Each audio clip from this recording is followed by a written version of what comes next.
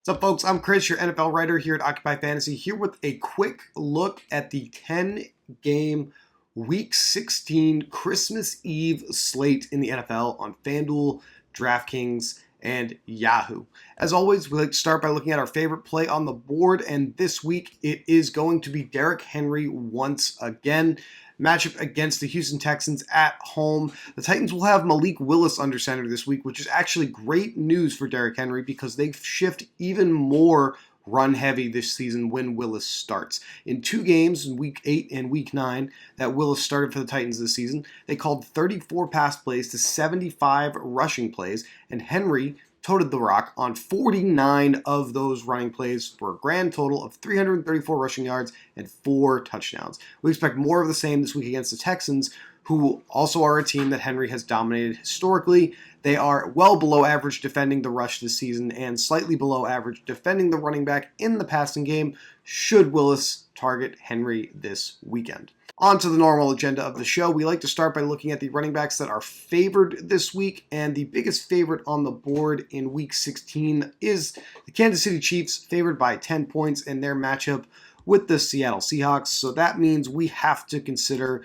the two-headed backfield that the Chiefs deploy of Isaiah Pacheco on early downs, where he's clearly dominating the rushing attempts. We saw this once again last week against Houston, where he put up 86 yards on the ground on 15 carries, but just one target in the passing game. That's where Jerick McKinnon came in and frankly has continued to steal the show. He had a healthy amount of rush attempts on his own right, 10 for 52 yards against Houston, but he had 8 targets, which he turned into the most of his production on the day. Now, it feels pretty bad to be chasing this, but after 3 weeks of McKinnon scoring 4 touchdowns through the air from Patrick Mahomes, it's pretty hard to deny that McKinnon has been featured heavily by Mahomes in the receiving game. So he's a little bit more expensive this week than Pacheco. Their salaries have flipped because McKinnon's fantasy role has been outrageous over the last few weeks, and we do expect that to continue here at home against the Seattle Seahawks in Week 16. So you will probably see McKinnon played in low risk over Pacheco this week, and I do think that that is probably the best way to approach the slate. Next up, we have the Buffalo Bills, who are favored in their matchup on the road in Chicago against the Chicago Bears. Devin Singletary and James Cook, the two-headed monster in this backfield. A little bit of a fake out a couple of weeks ago against New England where we thought James Cook was going to overtake Devin Singletary. It's still a pretty even split. See 13 carries and 4 targets for Singletary last week against the Dolphins. Cook did get in the end zone with a receiving touchdown, but had just 5 rush attempts and 3 targets, so significantly lower opportunities to touch the football in Week 15. So once again, I think the edge goes to Singletary in this matchup if you want a Bills running back against the Chicago Bears, which may be the way to go because it is going to be a frigid, cold game in Chicago. It's going to be a frigid day across the United States, actually, in Week 16. So weather is going to impact passing heavily, and these running backs are going to probably see a little bit more production than they otherwise normally would. Just something big picture to keep in mind that we're going to be monitoring throughout the weekend. San Francisco 49ers are the next biggest favorite. They're one of 2 games in the late window hosting the Washington Commanders. Christian McCaffrey, $8,800, the most expensive running back on the slate. Commanders are pretty tough defending the run and running backs in the passing game, but this is CMC we're talking about here, and we're just playing the volume game with him. If we get another 25 or so rush attempts and 8 to 10 targets in the passing game, I think we'll be happy with that at his salary, and he'll probably be one of the more popular running back plays on the board in low risk this week, so you'll probably want to have him in your low risk lineup if you can find a path to rostering him. The Baltimore Ravens are the next biggest favorite. They are also favored by 6.5 against the Atlanta Falcons. And we have J.K. Dobbins, who has firmly taken over the lead back role since coming back from injured reserve with 15 and 13 carries in his 2 games off the shelf. That means Gus Edwards has pretty much been relegated to just a secondary role, dipped to 7 carries last week against Cleveland, and Kenyan Drake, who dominated while both these guys were injured, has not really been playing at all. 1 touch 2 weeks ago against Pittsburgh, did not play in Week 15 whatsoever. So if you're going to play a Baltimore Ravens running back against the Falcons, who are the 3rd worst rush defense in the NFL this year, it is probably going to be J.K. Dobbins of the Ravens. Looking at the Occupy model and seeing the other running backs that are going to be popular here in Week 16 that we should have on our radar, first thing we got to do, obviously, is make sure we're looking at just this slate because we have a healthy Christmas slate coming up. Saquon Barkley is going to be our favorite running back in high-risk contests, but in low-risk contests, as I mentioned, it's going to be McCaffrey, Henry. Barkley is in there, but also Dalvin Cook from the Minnesota Vikings. So this is actually going to be the most popular game at every position that people are going to look at here in Week 16, and it's because it's inside the Dome there in Minnesota. It's one of the higher total games on the slate. It's one of the most friendly fantasy scoring environments given the weather conditions around the country. Saquon Barkley against a Vikings rush defense that is slightly below average defending the rush, and they are actually inside the bottom 10 defending running backs in the passing game, and Barkley is targeted very heavily in this offense by Daniel Jones. An interesting play. And then Dalvin Cook on the other side for the favored Vikings. He's got a matchup with the second worst rush defense in the NFL. The Giants are pretty bad defending both the pass and the run this year, and Cook with a pretty average matchup in the passing department as well. If Cousins decides to utilize him heavily in the passing game, then he should have a good day there as well. That's the running back position in a nutshell. I think these are the players you want to focus on. There's one major injury situation that we are watching, and it is going back to that Seattle game.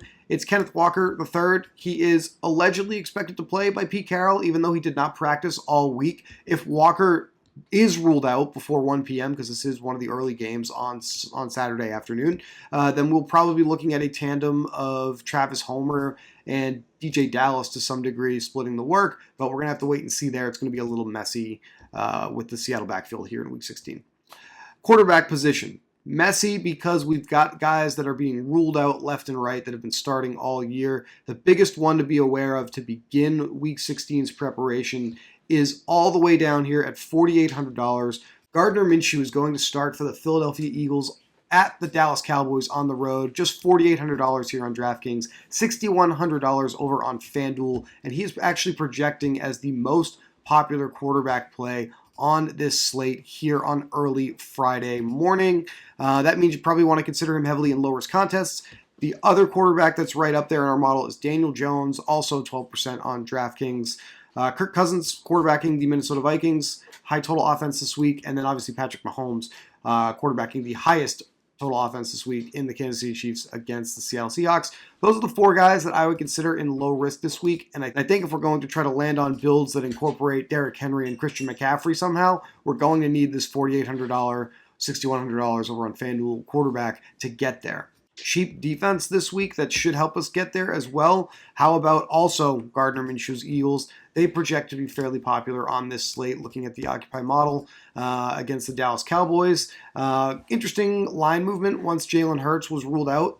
The Cowboys spiked to 5-point favorites, so going with the Eagles is certainly a little risky on this slate, but they are going to be the third best defense play on the slate according to our model, and the third most popular play that you can consider. The most popular play that everyone is going to use this week is the $2,800, $3,800 over on FanDuel, and near min price, $11 on Yahoo. New Orleans Saints, who are slight underdogs on the road in Cleveland this week, but Cleveland is facing the most absurd weather situation of the weekend, where there's going to be 30-mile-per-hour sustained winds with gusts up to 60 miles per hour, and the feels-like temperature of this game is going to be well below zero. So that's why the field is gravitating towards the Saints, because they feel like this game is just going to be lower scoring in general, and they're the cheaper unit that people can use in their lineups this week. So we've got $47.75 per player remaining to finish off a low-risk lineup here if we're trying to jam Henry and McCaffrey. Going to be a little difficult to do that. At the tight end position, we're not going to be able to play someone like Travis Kelce, for example, if we want to play this lineup in low-risk contests. So that means we're going to have to look at who the cheap plays on the board are that we can consider.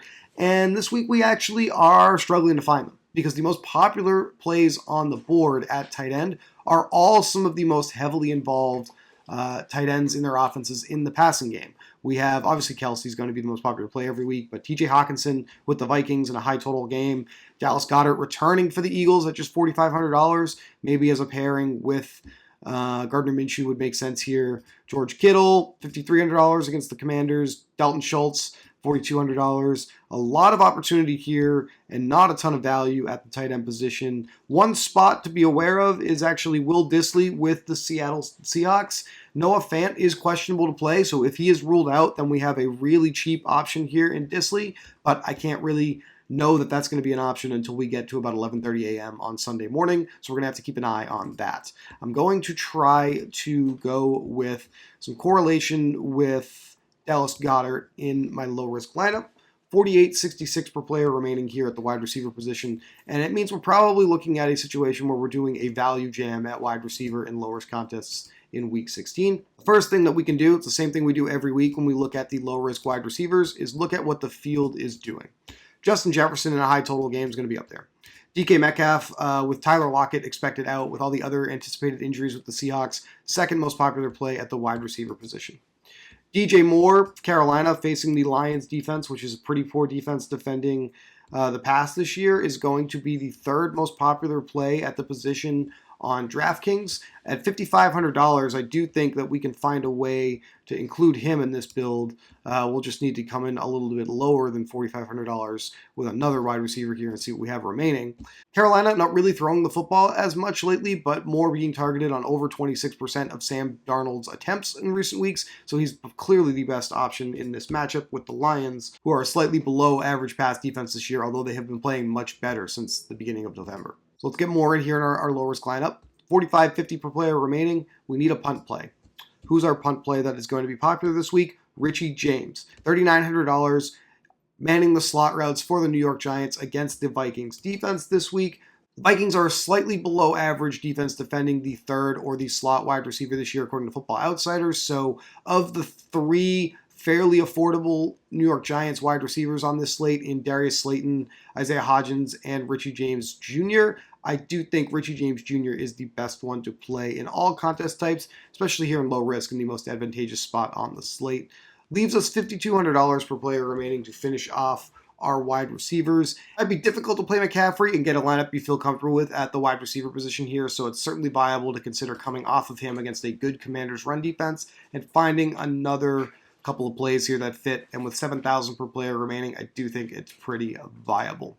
My favorite stack on this slate, my favorite way to play this slate in high risk is to stack the Minnesota Vikings New York Giants game. Obviously got Richie James Jr. in here as a play. Derrick Henry, my favorite play on the slate. I'd like to find ways to get those guys in the core of my Vikings and Giants stack. We've got Kirk Cousins, we've got Justin Jefferson, and my favorite secondary option in the passing game is TJ Hawkinson at the tight end position because the New York Giants are the worst defense in the league defending the tight end. So this is my preferred way to build a high-risk lineup on this slate. Cousins to Jefferson to Hawkinson, with Richie James bringing it back from the Giants with an advantageous matchup in the slot at the wide receiver position.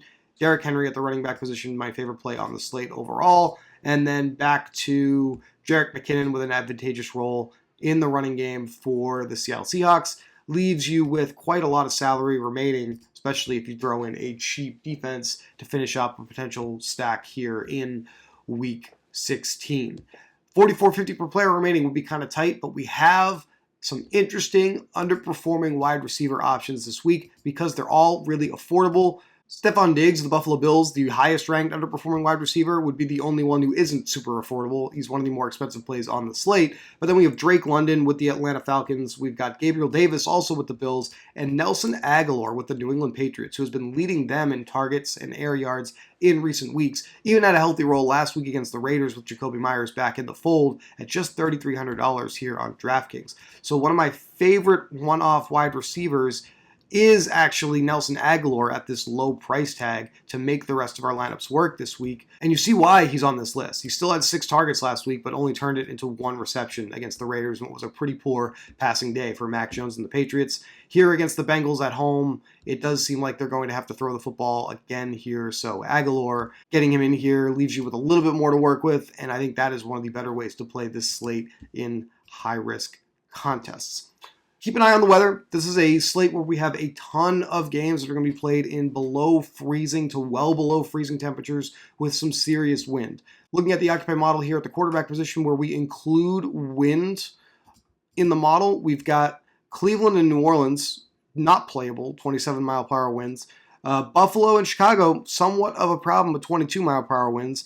15 miles per hour is where we see production in the passing game really start to drop with the weather. Baltimore and Atlanta, with 2 quarterbacks that can't really throw the ball anyway, probably going to cross them off. That's where we probably draw the line. These 3 games are really hard to consider playing in DFS contests this week. We know who Josh Allen is, and the field knows who Josh Allen is, and they're still going to play him. I still think it's somewhat doable in high risk, considering that we have Allen and 2 underperforming wide receivers in his offense, but we're looking to use other spots this week. Kirk Cousins, our number one quarterback in the model, also correlates fairly nicely with my favorite way to build a high-risk lineup on this slate. So don't overthink it. I think the Vikings and the Giants are a really great way to stack up this slate in high-risk contests if that's something you're considering this week. Good luck in Week 16. Merry Christmas to those who celebrate. And we will be back with a 3-game slate preview video on Saturday from Brian and Jack for the Christmas slate. You're not going to want to miss that. We're going to have some Monday Night Football content for you as well for this week's game between the Chargers and the Indianapolis Colts. Good luck this weekend, everybody, and we will talk to you next week in Week 17.